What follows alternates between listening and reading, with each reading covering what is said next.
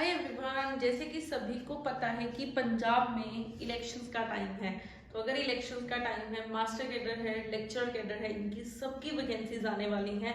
तो अगर आप भी एक टीचर, गवर्नमेंट टीचर बनना चाहते हैं तो आपको अपनी प्रिपरेशन आज से ही स्टार्ट करनी चाहिए। तो आज के वीडियो में हम लोग डिस्कस करेंगे कि फिजिक्स का क्या सिलेबस रहने वाला है।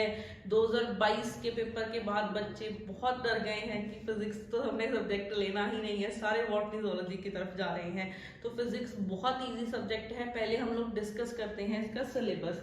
तो इसमें सबसे पहले आता है मैकेनिक्स ऑफ पार्टिकल। ठीक है, मैकेनिक्स ऑफ पार्टिकल मतलब जो फिजिक्स का सिलेबस है।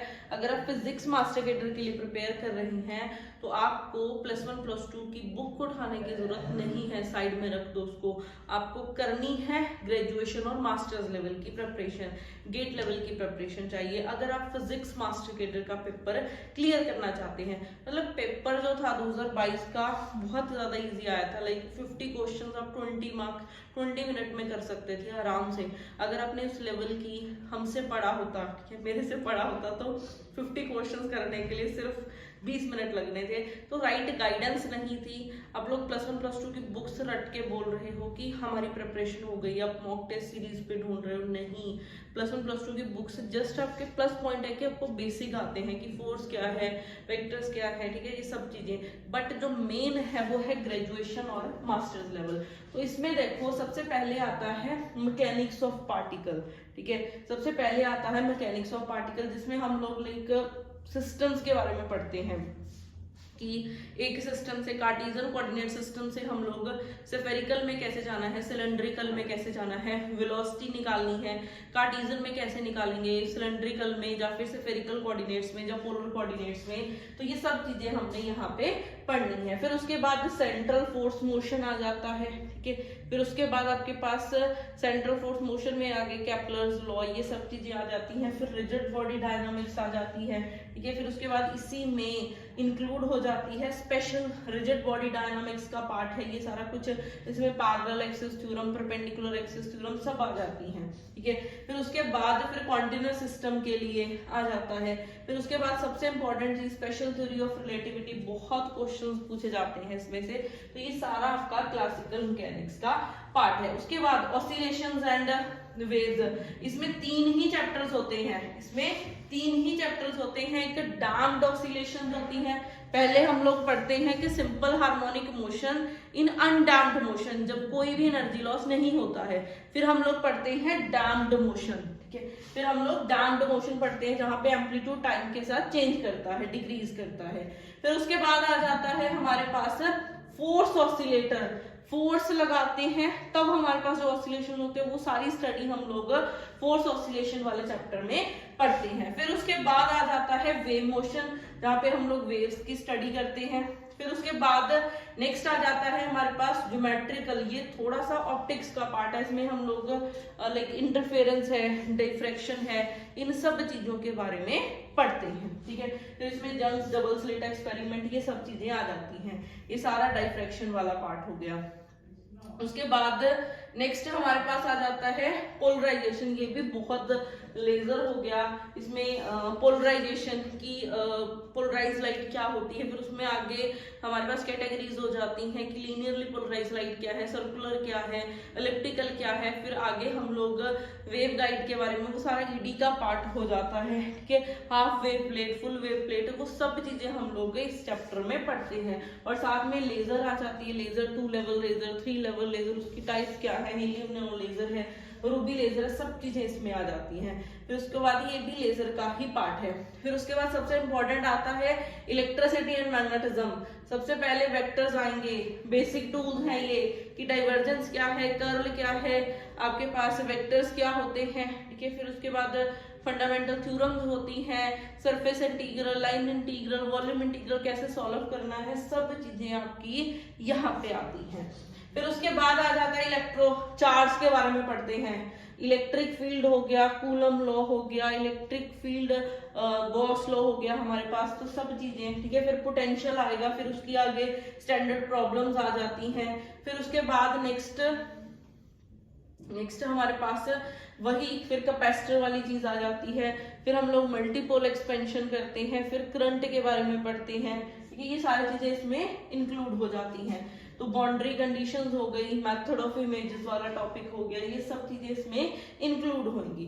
फिर उसके बाद आ जाता है मैग्नेटोस्टैटिक, मैग्नेटिक फील्ड के बारे में पढ़ते हैं। जैसे वहां पे कूलम्स लॉ होता है, वहां पे बायो-सावर्ट लॉ आ जाता है, एम्पियर्स लॉ आ जाता है, मैक्सवेल इक्वेशंस आ जाती हैं, वहां पे पोटेंशियल, स्केलर पोटेंशियल होता है, यहाँ पे वेक्टर पोटेंशियल आ जाता है। ये सब चीजें हमने इसमें पढ़नी है, ठीक है। मैक्सवेल इक्वेशंस, एनर्जी लॉस, सब चीजें। फिर उसके बाद करंट इलेक्ट्रिसिटी में एसी और डीसी के बारे में हम लोगों ने पढ़ना है। फिर उसके बाद इलेक्ट्रोमैग्नेटिक वेव्स, इलेक्ट्रोमैग्नेटिक वेव्स के बारे में, और साथ में क्या आ जाता है, ब्लैक बॉडी, ठीक है। इलेक्ट्रोमैग्नेटिक वेव्स जब फ्री स्पेस में ट्रेवल करती हैं तो क्या होता है, इसकी Maxwell equation, transmission, reflection coefficient, अगर एक कंडक्टिंग मीडियम में हम लोग ट्रेवल करवाते हैं तो क्या होता है, ये सब चीजें हम इस यूनिट में पढ़ते हैं, ठीक है।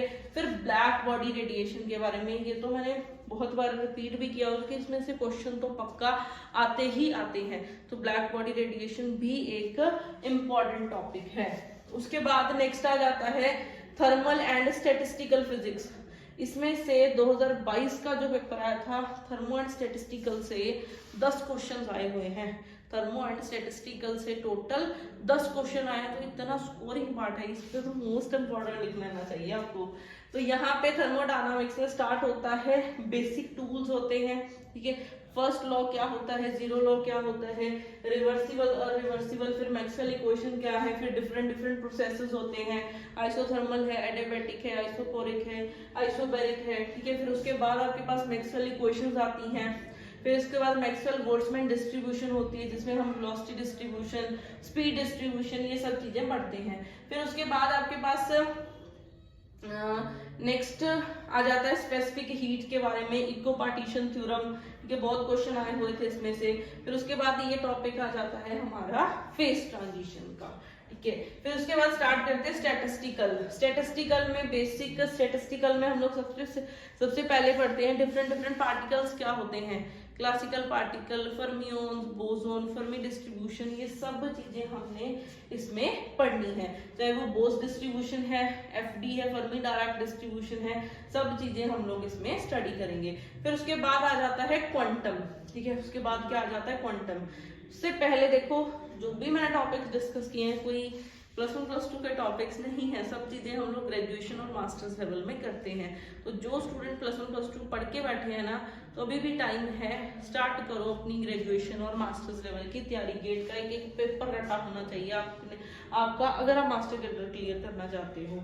तो यहाँ पे क्वांटम में वेव नेचर के बारे में आ जाता है, इक्वेशंस आ जाएंगी। फिर इसमें फाइनाइट बॉक्स में है, ठीक है, इनफाइनाइट बॉक्स में है, ये सब चीजें, परटर्बेशन थ्योरी, सब चीजें आपकी इसमें क्वांटम में इंक्लूड हो जाती हैं। फिर उसके बाद एटॉमिक एंड मॉलिक्यूलर में तो सबसे पहले बोर मॉडल आता है, फिर टर्म सिंपल आता है, फिर जीमन इफेक्ट आएगा, फिर स्टार्क इफेक्ट आएगा, ठीक है। फिर उसके बाद vibration spectra, rotational spectra, Raman spectra, ये पूरी आपकी क्या रहती है, एटॉमिक फिजिक्स होती है। फिर उसके बाद इसी में आगे आ जाता है nuclear and particle physics. Nuclear and particle physics में क्या है, सबसे पहले वही अपना लिक्विड ड्रॉप मॉडल क्या होता है, बेसिक प्रॉपर्टीज होगी, liquid drop model, shell model हो गया, रेडियो एक्टिविटी डिके क्या होती है, रिएक्शंस क्या होती हैं, या फिर कंजर्वेशन लॉज, तो सब चीजें आपकी इसमें इंक्लूड हो जाती हैं। वहां पे चेक करते हैं ना कि पैरिटी कंजर्व है, रिएक्शंस आती हैं, तो सब चीजें एलिमेंट्री पार्टिकल्स वाला पार्टिकल फिजिक्स, वो सारा कुछ इसमें इंक्लूड हो जाएगा। फिर उसके बाद आ जाता है solid state physics, CMP, condense matter physics. इसमें चैप्टर्स होते हैं, सबसे पहले क्रिस्टल के बारे में पढ़ेंगे, फिर लेटेस्ट वाइब्रेशंस के बारे में पढ़ेंगे, फिर बाइंडिंग थ्योरी आ जाती है, टाइटली बाइंडिंग थ्योरी आ जाती है, सेमीकंडक्टर्स होते हैं, मैग्नेटिज्म होती है, सुपरकंडक्टर्स होते हैं, डाइलेक्ट्रिक्स होते हैं, तो ये सब चीजें इसमें आ जाएंगी। फिर एट द लास्ट बचती है इलेक्ट्रॉनिक्स। इलेक्ट्रॉनिक्स में क्या होता है, सबसे पहले PN जंक्शन होता है, सबसे पहले क्या होगा, पीएन जंक्शन पढ़ेंगे, फिर उसकी application, clipper, clamper, zener diode, solar cell, thermistor, सब चीजें। फिर उसके बाद ट्रांजिस्टर्स आ जाएंगे, एफईटीज आ जाएंगी, ऑपरेशनल एम्पलीफायर। फिर आता है डिजिटल इलेक्ट्रॉनिक्स, जिसमें बुलियन अलजेब्रा, के मैप हो गया, फ्लिप फ्लॉप्स हो गए, ये सब चीजें हमने इसमें कर दी। ठीक है, तो ये था आपका सिलेबस। इसमें उसके बाद यस, ये आपका सिलेबस है। तो इसमें 8 यूनिट्स आती हैं टोटल, बट अगर आप लेक्चरर के लिए प्रिपेयर करना चाहते हैं ना, उसमें क्लासिकल मैकेनिक्स, ये मैंने मास्टर कैडर का बताया। जो स्टूडेंट लेक्चरर फिजिक्स के लिए प्रिपेयर करना चाहते हैं उसमें सिर्फ इतना फर्क है, थोड़ी सी एडवांस होंगी चीजें, और इसमें 1 यूनिट बढ़ जाएगी, एक क्लासिकल वाली और एक मैथमेटिकल फिजिक्स। 2 यूनिट्स आपकी बढ़ने वाली हैं, बाकी सेम सिलेबस रहने वाला है। तो जिन्होंने मास्टर्स कर रखी है, लेक्चरर के लिए प्रिपेयर करो, मास्टर कैडर अपने आप हो जाना है।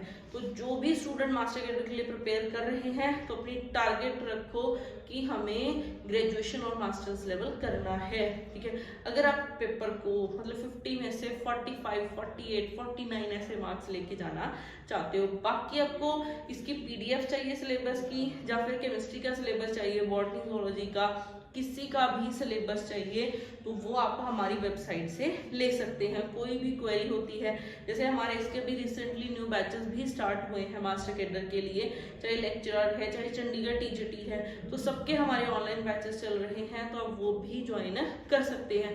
कोई भी क्वेरी होती है, आप दिए गए नंबर पे कॉल करें, ये आप मेरे से कांटेक्ट कर सकते हैं। कोई भी गाइडेंस चाहिए, आप मेरे को कभी भी दिए गए नंबर पे कॉल कर सकते हैं। मिलते हैं नेक्स्ट वीडियो में।